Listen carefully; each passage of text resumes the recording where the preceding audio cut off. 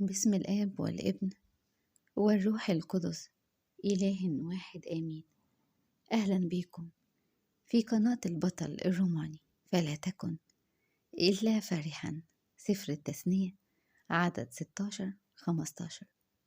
رسالة النهاردة من أم النور، أم الرحمة، جاية مخصوص في الوقت ده علشان عارفة إنك قلقان وتعبان. جاية بتطمنك برسالة حلوة وبتقولك اطمن، ربك معاك وأبدا ما سابك ومش هيسيبك في الوقت اللي انت بتمر بيه دلوقتي ولا بعدين. هو أمر بأفراح كتير تملى حياتك. خلاص هانت الضيقة اللي انت فيها، هتعدي وهتمر على سلام. هو أذن براحتك، أذن بسعادتك، أذن بخيرك. آن أوان الخير اللي يغمر حياتك والتعويض اللي ملوش مثيل. في وسط أحزانك، في وسط ضيقاتك، قادر يغير كل أحوالك. اتأكد إنه بيحبك جدا، وعلشان محبتك الكبيرة قوي اللي في قلبه مش هيسيبك. هيحل كل حاجة ملهاش حل عندك، هيدبر كل أمورك.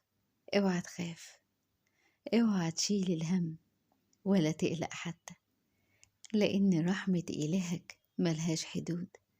خليك واثق في محبته ورحمته. اهدى، ما تفكرش كتير، وارتاح وافرح. انت لو عرفت إلهك محضر ليك ايه، مش هيبقى حالك كده قلقان وتعبان. ده يسوع محوش ليك الحلو كله والخير. اطمن، كل اللي شاغل بالك وتفكيرك وسارق النوم من عينك وقلقك هيعدي على خير وسلام. والضيق اللي انت فيها مش هتدوم، ربك هيخرجك منها. ومشاكلك اللي ملهاش حل هيحلها بأحسن طريقة. ده انت مش أي حد ولا أبوك أي أب. أبوك هو ضابط الكل، القادر على الكل، واللي ليه السلطان على كل الكون بكل ما فيه. ده انت غلاوتك في قلبه كبيرة قوي، ومشاكلك الصعبة قوي في عينيك عنده هو حلها أكيد، وسهلة جدا وصغيرة قوي. ما تخافش، هيريح قلبك، هيطمنك، هيرجع لقلبك الفرحة والسلام اللي افتقدهم بقالهم زمان. ما تخافش، ما تخافش من أي شيء. ده انت معاك الحصن الحصين، معاك صخر الدهور. اتقوى بيه، ثق إنك مش هتهون عليه أبدا. مش هتهون عليه إنه يشوفك موجوع وتعبان ولا يتدخلش أبدا. مش هيسيبك، مش هيسيبك لضيقتك، هيتدخل، هيتصرف. ده أبوك حنون قوي وقلبه مليان بالرحمة والطيبة. هيستجيب، هيستجيب لصلواتك، هيستجيب لصراخك، هيبعتلك المخرج والمنفذ.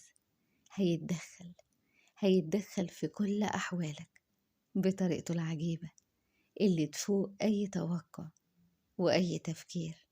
هيديلك نعمة، هيديلك غلبة ونصرة، هيديلك قوة، هيشددك، هيديلك دفع لقدام لطريق النجاح.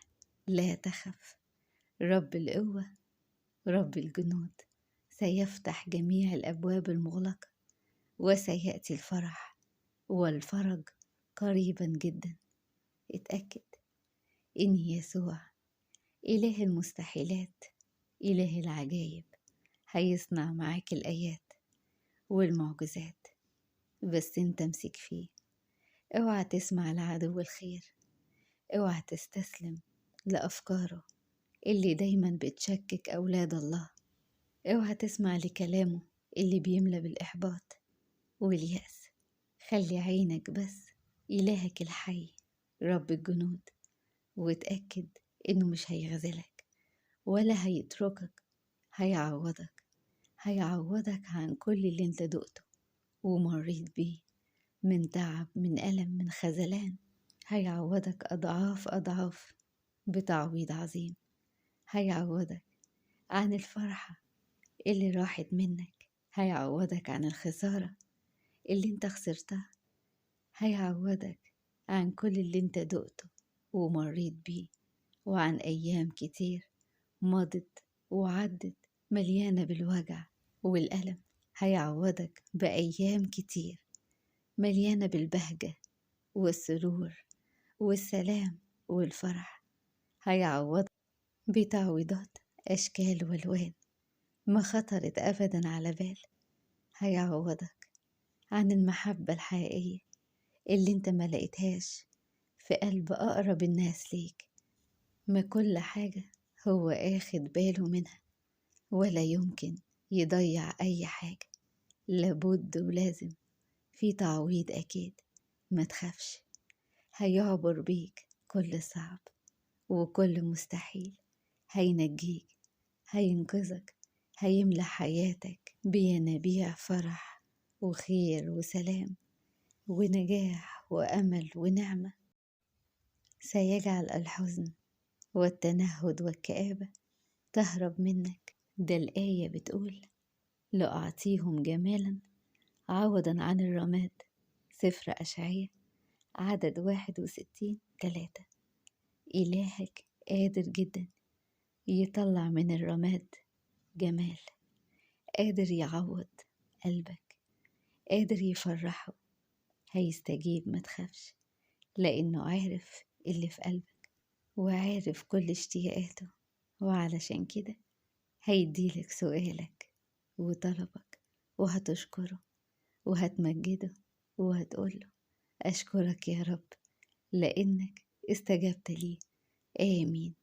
ربنا يفرح قلوبكم ويعطيكم سؤالكم ويملى حياتكم بالأفراح الكتير والتعويضات والنجاح والبركة، بشفاعة أم المعونة الحمامة الحسنة، أم راعينا ومخلصنا، أمنا العذراء مريم، وبشفاعة حبايبها الكتار من الشهداء ومن القديسين وكل جيوش السمائيين، وبشفاعة أمير الشهداء الجدع قوي سريع الندى اللي مش بيتأخر أبدا عن أي حد ينده عليه ولا حتى يستنجد بيه ويقوله في وقت الضيق: انجدني يا ماري جرجس، إلا ويجي أوام وينجيه.